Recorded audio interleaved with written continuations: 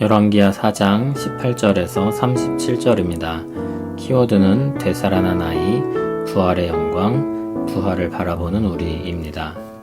그 아이가 자라매 하루는 추수꾼들에게 나가서 그의 아버지에게 이르렀더니 그의 아버지에게 이르되 내 머리야 내 머리야 하는지라. 그의 아버지가 사환에게 말하여 그의 어머니에게로 데려가라 하매 곧 어머니에게로 데려갔더니 낮까지 어머니의 무릎에 앉아 있다가 죽은지라.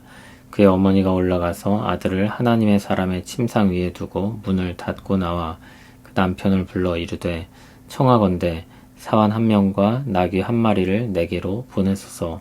내가 하나님의 사람에게 달려갔다가 돌아오리이다 하니 그 남편이 이르되 초하루도 아니요 안식일도 아니거늘 그대가 오늘 어찌하여 그에게 나아가고자 하느냐 하는지라. 여인이 이르되 평안을 비나이다 하니라. 이에 나귀의 안장을 지우고 자기 사환에게 이르되 몰고 가라. 내가 말하지 아니하거든 나를 위하여 달려가기를 멈추지 말라 하고 드디어 갈멜산으로 가서 하나님의 사람에게로 나아가니라. 하나님의 사람이 멀리서 그를 보고 자기 사환 게하시에게 이르되 저기 수넴 여인이 있도다. 너는 달려가서 그를 맞아 이르기를 너는 평안하냐 내 남편이 평안하냐 아이가 평안하냐 하라 하였더니 여인이 대답하되 평안하다 하고 산에 이르러 하나님의 사람에게 나아가서 그 발을 아는지라. 게하시가 가까이 와서 그를 물리치고자 하매 하나님의 사람이 이르되 가만두라. 그의 영혼이 괴로워하지만은 여호와께서 내게 숨기시고 이르지 아니하셨도다 하니라.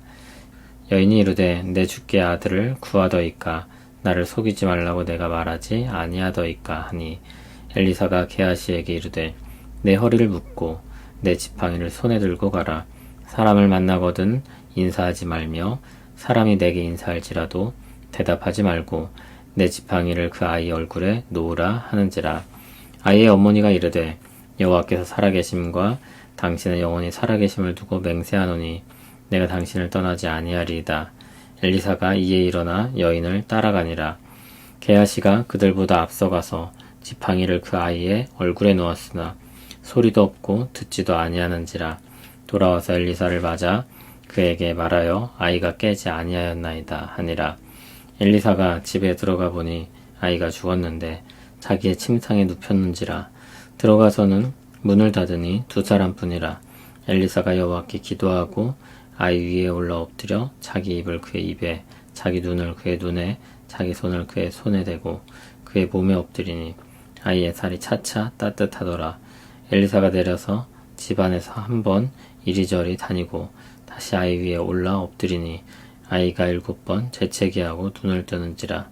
엘리사가 게하시를 불러 저 수넴 여인을 불러오라 하니 곧 부름에 여인이 들어가니 엘리사가 이르되 내 아들을 데리고 가라 하니라. 여인이 들어가서 엘리사의 발 앞에서 땅에 엎드려 절하고 아들을 안고 나가니라.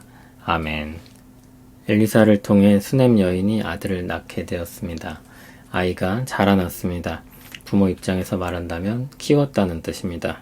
일하는 아버지에게 갈 만큼 컸습니다. 20절을 보면 어머니 무릎에 앉았다고 했으니 아주 많이 큰 것은 아니었을 것입니다. 어쨌든 사랑으로 키워서 정이 들 만큼 시간이 흘렀습니다.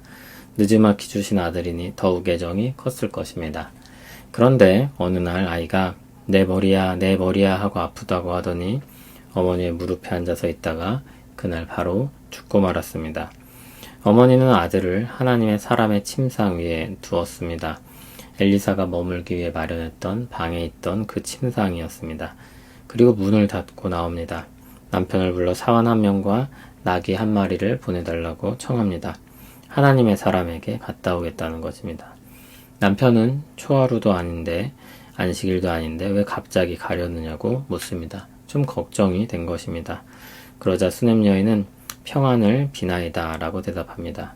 걱정하세요. 별일 아니에요. 그런 의미입니다. 남편은 그동안 쌓아왔던 신뢰가 있기 때문에 별말 없이 그의 청을 들어주었습니다. 수넴 여인은 그렇게 아이의 죽음에 대해 알리지 않고 선지자에게 가려고 합니다.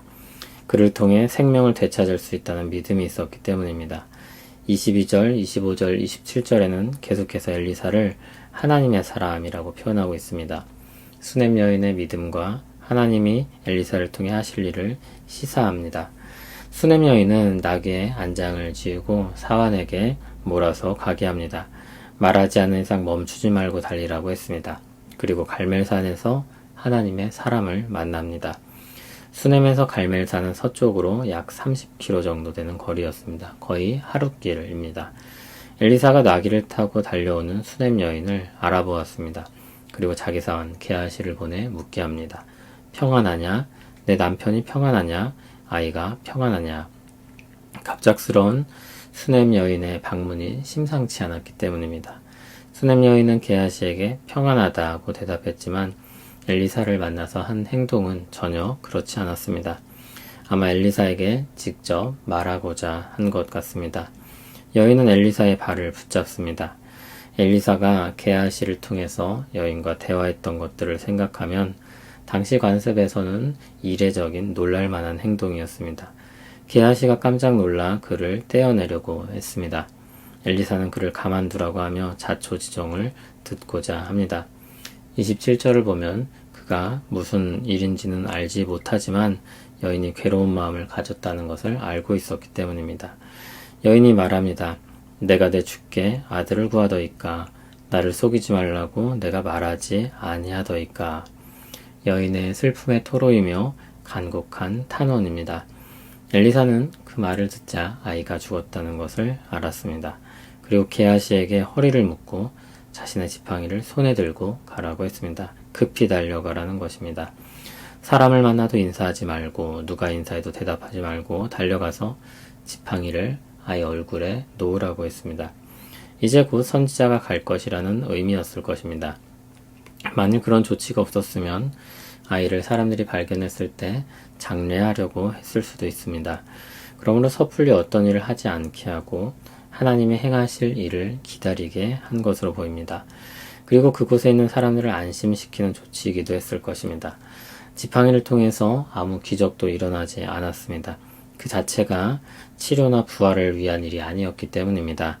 하나님의 역사는 실패할 리가 없습니다. 하나님은 사람처럼 이런저런 시도를 하면서 결과를 내지 않으십니다. 그러므로 이 지팡이를 올려놓는 일은 처음부터 치료를 위한 일이 아니었을 것입니다. 수넴 여인은 엘리사를 떠나지 않겠다고 했는데 엘리사가 직접 가서 무언가 해주지 않을 것처럼 보이자 어서 가서 무언가 해주기를 간절히 바란 것입니다. 엘리사는 일어나 여인과 함께 그의 집으로 출발합니다. 게하시가 먼저 가서 지팡이를 놓고 돌아오다가 엘리사를 만나서 아이가 깨지 않았다고 보고합니다. 엘리사는 수넴 여인의 집으로 가서 아이가 누인 방으로 들어갔고 아이가 죽었음을 확인합니다. 엘리사는 들어가서 문을 닫고 기도합니다.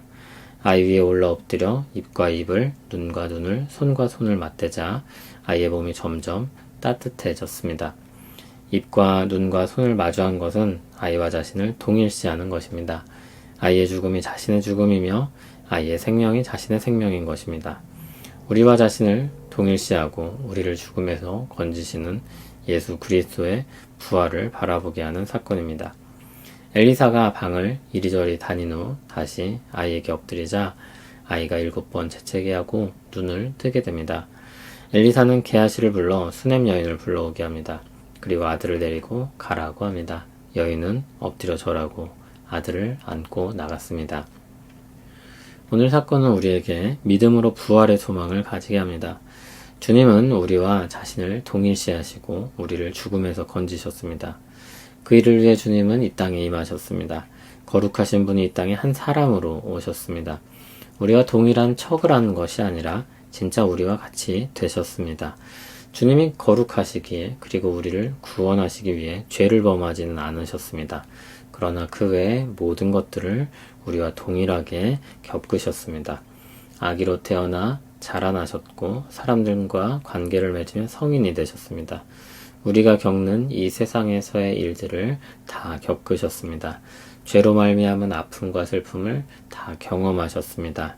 죄로 인한 절망의 끝인 죽음까지 가셨습니다. 죄인이 아니면서도 죄인처럼 죽으셨습니다. 그로 말미암아 우리를 구원하셨습니다. 주께 있는 영원한 생명을 우리에게 주셨습니다. 주님은 마르다와 마리아에게 말씀하셨습니다. 나는 부활이요 생명이니 나를 믿는 자는 죽어도 살겠고 무릇 살아서 나를 믿는 자는 영원히 죽지 아니하리라. 그리고 믿은 자들은 나사로가 무덤에서 살아나온 것을 보았습니다. 수냄 여인과 같이 부활의 영광을 보았습니다. 믿음으로 보고 경험한 영광은 모든 믿는 자들이 장차 얻을 영광입니다. 지금은 마치 씨앗처럼 그 실체가 감춰져 있으나 장차 우리가 입을 영광은 그 어떤 명품보다도 빛날 것입니다. 부활의 소망은 우리 마음을 달라지게 합니다. 부활의 소망이 있는 사람에겐 언제나 내일이 있기 때문입니다. 아직 끝나지 않은 것입니다. 운동 경기에서 끝까지 포기하지 않고 시합에 임하는 그 이상입니다. 결국 승리를 향해 가고 있다는 확신이 있기에 끝까지 포기하지 않습니다. 넘어져도 다시 일어섭니다. 죽음으로 인한 절망으로부터 나올 힘을 발휘합니다. 부활의 소망은 오늘을 달라지게 합니다. 그리고 예수 그리스도 안에 있는 그 소망은 우리에게 현실로 주어질 것입니다. 또한 부활의 소망을 가진 사람은 우리 육체를 소홀히 하지 않습니다. 부활 때 우리는 온전하게 부활한 육체를 가지게 될 것입니다. 육체가 영혼의 감옥이라는 것은 성경이 가르치는 것이 아닙니다.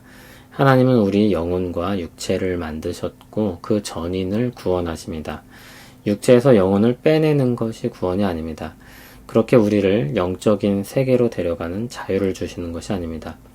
그렇게 보면 중력은 우리를 올가매고 부자유하게 하는 것이 아니라 이 땅에 발을 디디고 살게 하고 안전히 살게 하는 기초가 됩니다. 하나님께서 우리 육체를 통해 누리게 하신 선하고 즐거운 것들도 많습니다. 지금 우리는 죄로 인해 너무 많이 혹은 좋지 않은 것까지 먹고 마시며 즐기곤 하지만 원래부터 그랬던 것은 아닙니다. 그것은 모두 죄에서 파생된 결과입니다. 그런 것들이 문제이지 육체가 문제가 아닌 것입니다. 오히려 성경은 우리 몸이 성령의 전이라고 말합니다. 우리 육체는 하나님께 영광을 돌리는 가치가 있는 것이며 그렇게 쓰여야 하는 것입니다.